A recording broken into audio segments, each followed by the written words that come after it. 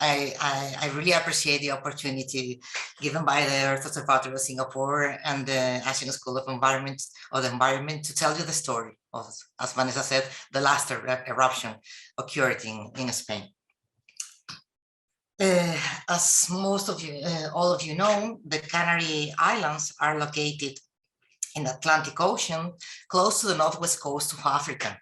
It stands in a chain, and the archipelago is 500 kilometers long in the middle of the ocean. The archipelago is located in the African tectonic plate. So it's a case of intraplate volcanism, not volcanism associated to any plate tectonic border. Here you have a clear picture of the archipelago, but you can see that the islands that we see in the surface are only the peak of big volcanic edifices, submarine volcanic edifices. Here in white, you have the age of each island, of the emerged part of those volcanic edifices. And as you see in the west, in the west part, the ages are around 30 million years. And as we move to the west, we are seeing younger islands, which are El Hierro and La Palma. La Palma here, the one that hosted the eruption I'm going to talk about, is only 3 million years old. This is due to an anomaly of a mantle plume beneath the Canary Islands, kind of hotspot. Historical eruptions before 2021 in the Canary Islands are shown in this map.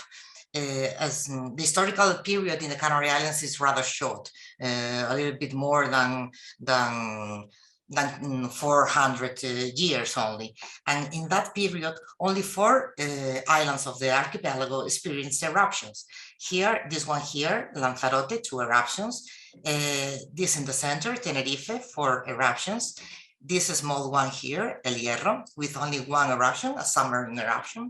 And this one here, La Palma, that hosted 6 of the 13 eruptions, historical eruptions of the archipelago. So it's not strange that the La Palma hosts the last eruption, because it's the one with the highest frequency, eruptive frequency in the archipelago. Here you see that the timeline of the eruptions, and as you can see, it's not a regular distribution. But in rough numbers, we can say that we have 3 eruptions per century. If we focused on the historical eruptions of La Palma, before this last one, you see that all of them are concentrated in which is called Cumbre Vieja edifice. You can see here a lot of volcanic cones all around this ridge. And all the historical eruptions have the eruptive vents close to this ridge. Also, the eruption we are talking about, which vent was located here. A quick look about the characteristics of these eruptions show us that the duration of the eruption in days are between 24 and 84 days. The quiescence period between the repose period between eruptions is different, but usually around tens of years. With one exception here, in the eruption of 1949, which is this red eruption here, that had more than 200 years of repose before the beginning of that eruption. The typical area covered by lavas in those eruptions varies between 2.5 and 4.5 square kilometers. Obviously, trying to detect in advance if an eruption will occur requires a volcano monitoring network. This is the multiparametric volcano monitoring network that our center, the Instituto Geográfico Nacional, had in La Palma Island. Except the webcams, all of these stations were, most of these stations were installed before the eruption years, before the eruption. As you can see, we have many seismic stations in orange, GPS stations in orange and gray, tilt meters, one gravimeter, and a lot of points of for sampling gases and water with gases dissolved in salt, and real-time geochemical stations. This was our volcano monitoring network. So let's start talking about the eruption. Cumbre Vieja 2021. There were long-term precursors for this eruption. As far as 4 years ago, in October 2017, a seismic swarm occurred in the south of La Palma. We detected that swarm in the south of La Palma Island, with depths, very small earthquakes at depths of between 20 and 25 kilometers. It lasted 1-2 days, and then it stops. But a few months later, a second swarm in the same area, this time almost all the earthquakes were located about 25 kilometers depth. But this occurred 7 times along the years before the beginning of the last swarm that leads to the eruption, always in the same area at similar depths. Joined with that, we also had some geochemical anomalies, especially related to some isotopes, helium isotopes, and also anomalies in emissions of hydrogen, all those related to those periods of seismic swarm that I mentioned. But the short-term precursors were really important. They started the 11th of September and lasted only 8 days before the beginning of the eruption. So there was that final phase of unrest was really rapid, really quick. It started with seismic activity. As you can see here in the those are the epicenters and all the vertical projections of the epicenters. When this seismic swarm started, we realized that there were much more number of events than in the previous swarms. The magnitude of the event was much higher, reaching 3.5 in magnitude, but perhaps the most important thing was the fact that the depth of the earthquakes were diminishing as time were passes, leading pointing at the magma going up to the surface. This is an example of 1 hour of seismic record the day the eruption began, but early in the morning. As you can see, the number of earthquakes was incredible, and lots of them were felt by the population. If you take a look at the 24-hour record of that the day of the beginning of the eruption, we can see that there is a completely different aspect in the upper half and the lower half. The first part is a collection of earthquakes that were increasing in magnitude and number, but the lower half, what you see here is the tremor signal, which is a continuous harmonic signal that is related to the movement of fluids inside the crust. And the magma is a fluid also. So this beginning of the tremor started just when the beginning of the eruption started and continues till the eruption ended. 1 day after the beginning of this seismic swarm, we detected the first signs of deformation, the ground deformation, in a tilt meter in one of the axes of the tilt meter. But 1 day later, all the GPS network had clear deformation. Those are all the GPS stations in La Palma Island, and this is the vertical component of the stations. If you can see here, you see a clear increase up that reflects the inflection of the ground. Could be even clearer in this picture taken on the 17th of September, where all the stations of the island show a clear displacement upwards, being greater in those stations that were close to the location of the eruptive center. There is roughly here. This is an example of one single station, the one closest to the eruptive vent.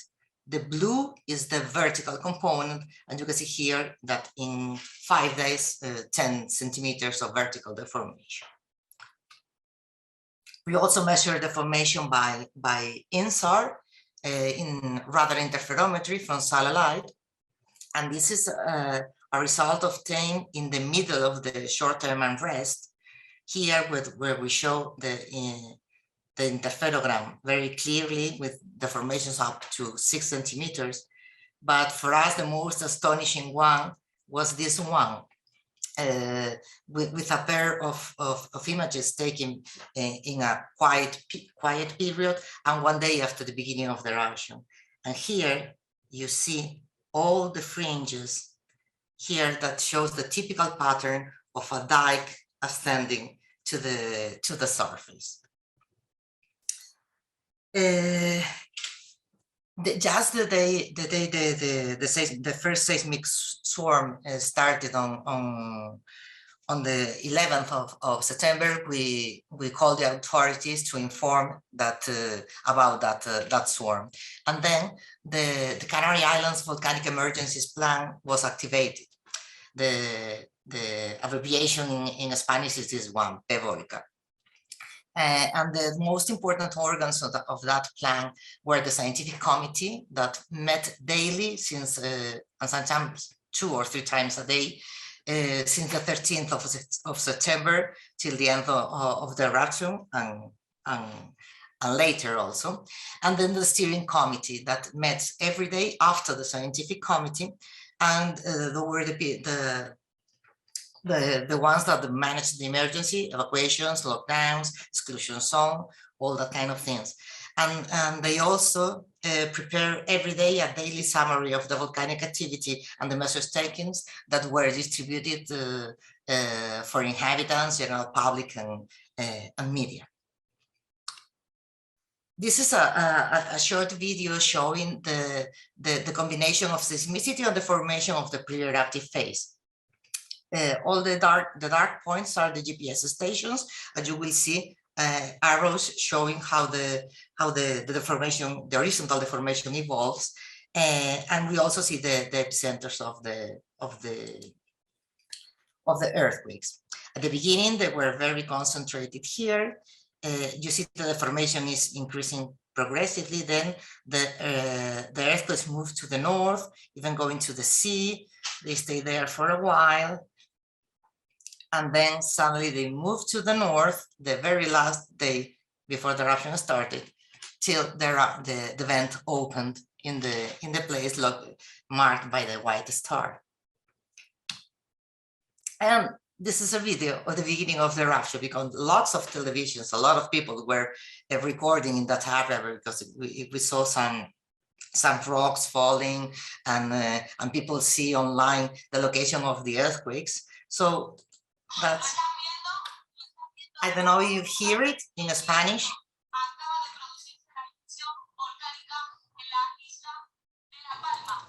It's a journalist that they were talking in the news in real time, and she was not looking at the eruption, and then the camera said she was back and realized that the eruption had started. That was the first vent opening, but in minutes, many different vents start open, and some of them with different eruptive style. Here you have a picture. They are aligned. There is a fissural eruption, so they are aligned. And here you have an example of a vent opening, fragments of rock. Here we have lava fountains, and here probably is the effect of some phreatomagmatic activity, only usually more intense at the beginning of the eruption. As when the eruption started, the construction of the volcanic cone started also. Here you have a picture of that very first vent, and this is the picture of the cone formed a few days later. It's even clearer in this picture here. See this volcanic cone and the small white chapel in the middle. This is the first day of the eruption, and this is 2 weeks later. As you see, all the pine trees are only the trunks are still there, and beautiful new volcanic cone is there also. This is a picture that, taken by drones. Drones have been very, very important during this eruption because allow us to approach to many areas that we could not approach in any other way. Here you can see how the vents are perfectly aligned in a north 130 east degrees direction. And this is the common configuration during the first 2 months of the eruption. Now you can see a closer view of the vent where pieces of magma are emitted, and they are falling in the crater walls and even in the flanks of the volcano, and that's the way a volcanic cone is constructed. But also that explosions that provides the magma for the construction of the cone produces instabilities in the cone that produces partial collapses of the edifice. And thus a constant cycle of construction and partial destruction of the cone. On the 27th of November, we went to the south part of the cone to install a visual and thermal camera there. And I want to show you a time lapse very, very quickly. We saw that, as you see, the activities on the other side of the volcano during the 26th of November. But if you look here, what occurred on the 28th is that activity disappeared and activity started on the other side of the volcano.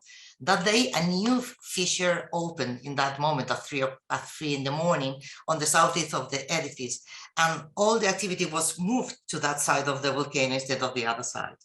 But fortunately, the lava emitted by this new fissure joined the main flow, lava flow that occurred there. But this is the picture taken a few hours later after the opening of the new fracture, and we are seeing the development of the lava flow before joining the previous lava flow that it encountered later. And this is a view of the new fracture that we saw the other day, where we see again vents with different activity. One emission of lavas, and another emission of gases and pyroclasts only.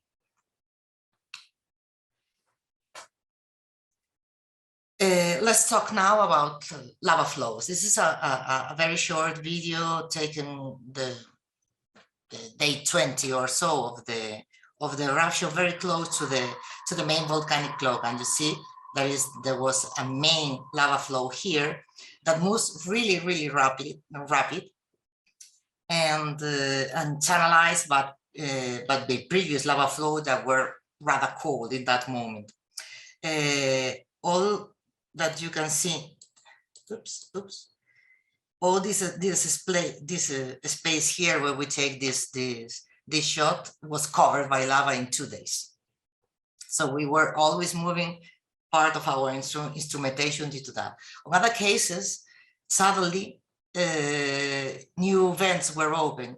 In this case, literally two holes opened on the ground and emitted those 2 tons of lava that joined there and moved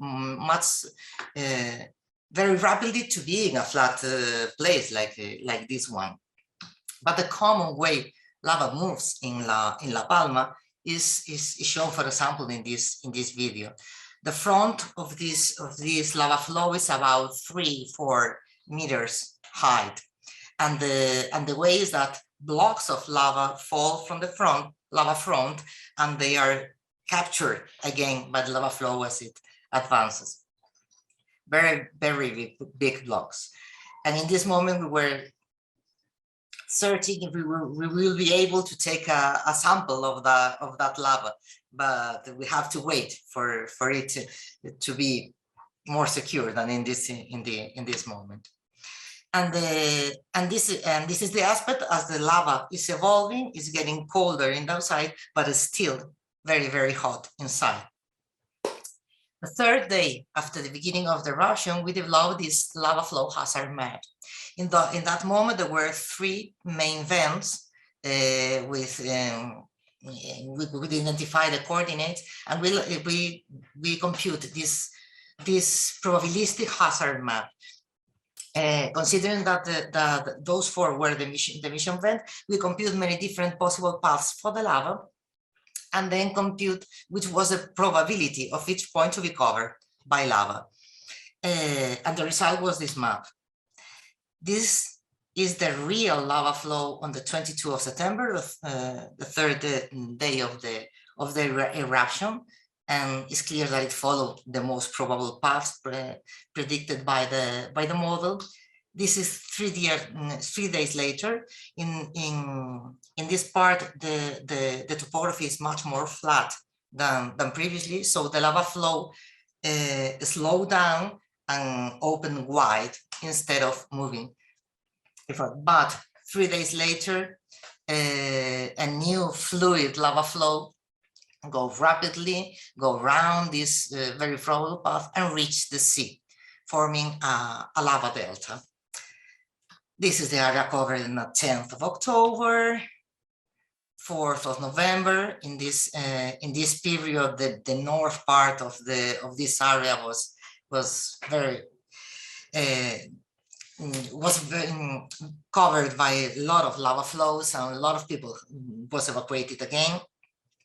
And this is the final aspect of the lava flow that unfortunately almost covered all the area predicted by the lava flow hazard map. Those are pictures about the moment the lava flow reaches the sea. This is very common in all the Canary Islands. All the islands have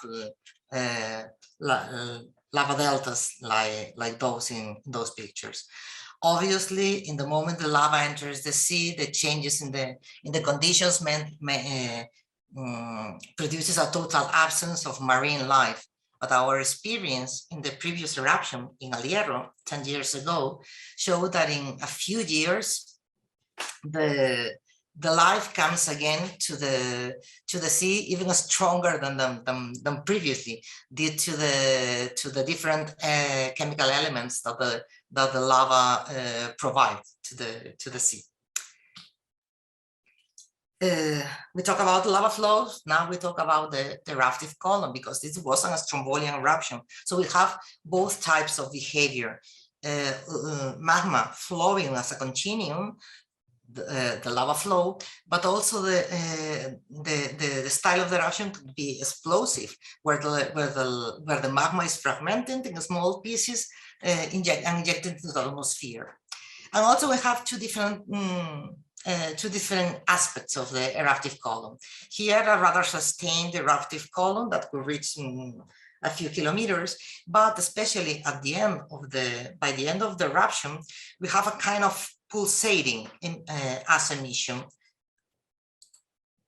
as you can see here in this video. Small puffs, one puff, another one, and another one. But the emission was almost constant during the 85 days that the eruption lasted. Here we have a picture of the satellite picture of one day of very intense winds and very intense ice emission. And you can see here the diversion of the plume.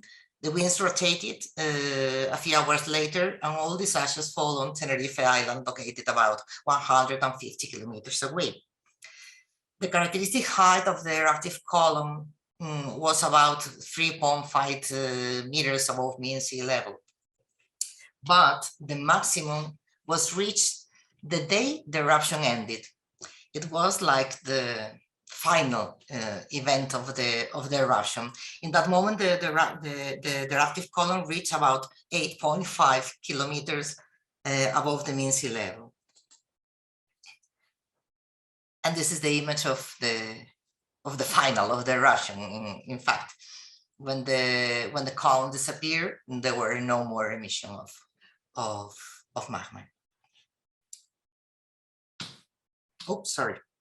We measure the height of the eruptive column every day. Here, a colleague, we measure with web cameras located around the event. And then we calibrate those cameras with the geodetic techniques. It's what my colleague here is doing. And we measure that especially because of the effect of the volcanic ash on civil aviation. We as a state volcano observatory have the responsibility of communicating any change in the height of significant changes on the height of the eruptive column to the Volcanic Ash Advisory Center in charge of this eruption, which is the Volcanic Advisory Center of Toulouse. And we emit 29 VONAs, which are this format, Volcano Observatory Notice for Aviation, communicating those constant changes on the height of the eruptive column for them to forecast the area where the contaminated with ashes for the airplanes to avoid crossing those areas. Volcanic ash has also great effect on our monitoring network.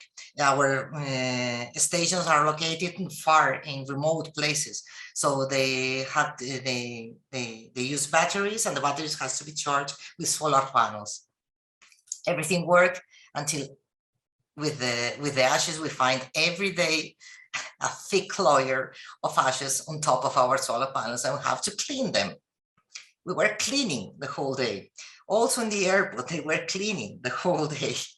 In the airport, very, very, very thin layers of ash would cause a closure of the airport due to the change on the friction of the airplanes with the surface. So they get in charge to different airports because it didn't never happen in Spain before.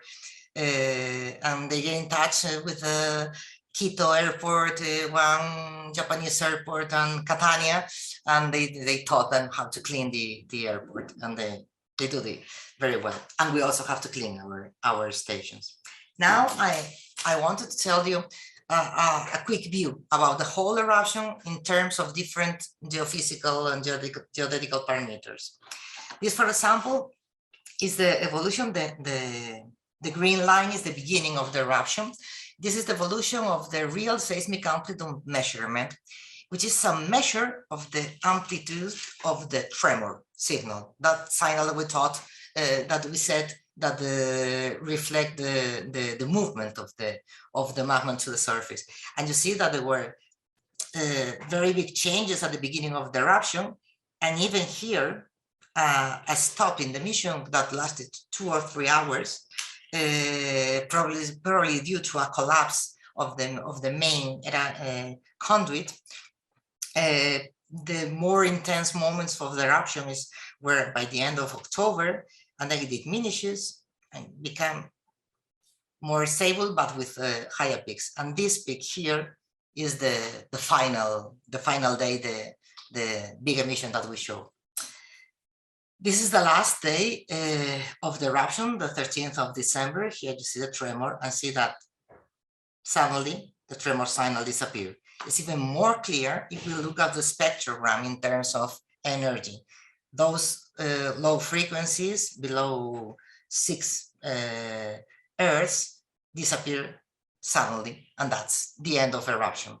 And the aspect of those spectrogram and seismogram the next day were completely different. This is a typical seismogram full of small earthquakes, and here there is no tremor signal. The seismicity during the whole eruption was very intense and was concentrated in 2 different levels, one around 15 kilometers and another one about 35 kilometers. If we see here relocation of the seismicity, is even more clear, the 2 levels. And they were the seismicity alternated between those levels. In this picture, we represent the number of earthquakes along this is the unrest period, and this is the eruptive period. These are the most superficial earthquakes, less than 5 kilometers. Here this line is between 5 and 17, and the other one between 17 and 50 kilometers. And you can see when there were a high amount of intermediate earthquakes, there were almost no deep earthquakes, and reversely. As you can see also, the color represents the magnitude. The bigger earthquakes with higher magnitudes occur always on the deep zone that we assume that it was the main magma reservoir of magma. The maximum magnitude that we measured was 5.1, and the maximum intensity felt was 5 in the EMS 98 scale. Of all this event, at least 833 were felt by the population. And I say at least because after 70 days of earthquakes, people were fed up of reporting earthquakes. So we are sure that there were much more earthquakes than that. But at the beginning, people reported every small movement that we felt, and at the end they do not want to fill more questionnaires. The evolution of the formation along the eruption was not as impressive as the seismicity. We have very this is which station? This one, LPO4. The blue is the vertical component. You see before the eruption a rapid increase, and then some oscillations, and at some point we start going from inflation to deflection, and the movement was down mainly, but not going to the deformation before the beginning of the unrest period. The role of the satellites in this eruption was very, very important. This is a picture of the Tropomi satellite, and this is the distribution of the SO2 around the Canary Islands and reaching Africa and many other places. There was a significant emission of SO2, about 2 teragrams during the whole eruption. But also was important in terms of analyzing the distribution of the lava flows. The Copernicus European System of Emergency Management published almost every day the progression and advance of the lava flows, and counter the number of edifices destroyed by the lava flows, etc.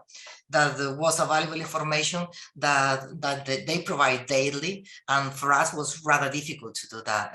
To do that when the lava flow was so extensive that we could not reach that easily. This is an ortho photograph of the area before the eruption, and you can see how populated this area was, and it was the lava flow by late November, with areas that where the thickness of the lava flow reached more than 50 meters. But the typical depth of the lava flow in the mean depth was about 5 meters. So if we go back to the table that I showed at the beginning, now we can add the line corresponding to this eruption. We have still no name for the new conform. It's not very clear who will decide it, but we suppose that it will be the inhabitants of La Palma.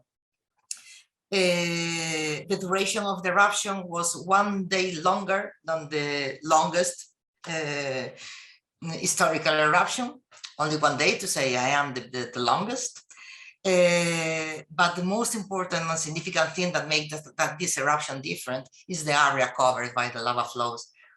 Do you remember? Between 2.5 and 4.5, and now we are talking about more than 12 square kilometers. And now very few words about volcanic risk. And this picture that astonished me when I arrived to La Palma for the first time. In all the roads approaching to the volcano, we have that clear volcanic risk. I never thought I would see that on a road in Spain. This is a summary of how the impact on the population due to the lava flow was. The area covered by the lava flows was more than 1,200 hectares. There were about more than 7,000 evacuees. 1,300 houses were covered by lava, but also industrial edifices, hotels and restaurants, and also public buildings, especially schools. That was really hard for kids to deal with. 74 kilometers of roads covered by lava. Part of them have just been removed during the last 3 months. And more than close to 400 hectares of crops were completely destroyed by lava flows, but all the crops of the island were affected by the ash, but in this case they were completely destroyed. And the structures of the greenhouse also, which are the very important for the island. And just to finish, this is a picture of one thing that they do after the first 2 big evacuations. The Bevolca plan organize each time a lava flow was approaching a village. They organize a meeting with all the neighbors, put some scientists and volcanologists on top of the scenario, and people and policemen and our militaries from the military emergency unit. And they stand there and answer all the questions that the population had to do. And I have to say that inhabitants of La Palma are really strong people, are really resilient people. They are really kind, and they are extremely grateful. Even people that were in those meetings, thinking that probably one day they will lose their houses, they approach to us and tell us, thank you for your job. Thank you for taking care of us. And for us, that was our energy to continue working for them, because they deserve it. And just to finish, I want to show you a short video about the eruption. It was at the beginning, but it's a drone flight from the delta lavas that are shown here going up. The deltas started after 100 meters of cliffs that we have in that edge of La Palma. These are the biggest lava flow. You see that lava at the end channelized over the previous lava flow. We can see those channels for lava, but also lava tubes. Here you see that lava suddenly appears from the middle because it was channelized in lava tubes. We couldn't know in that moment the complex structure of volcanic tubes and volcanic and lava channels that we had in the middle of that lava flow. The lavas flow over previous lavas constantly, and here you see again a beautiful picture of the main fracture. As I said before, I think drones were very, very important in this eruption, and many of them died in the volcano, trying to approach too much to the crater, but sending images that were really valuable. And now is the flow on the opposite direction, going down through the cliffs and reaching the sea again.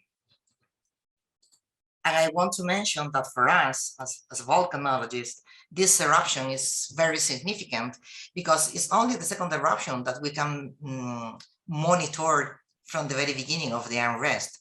So we have only 2 sets of data to interpret the following eruptions that we will have.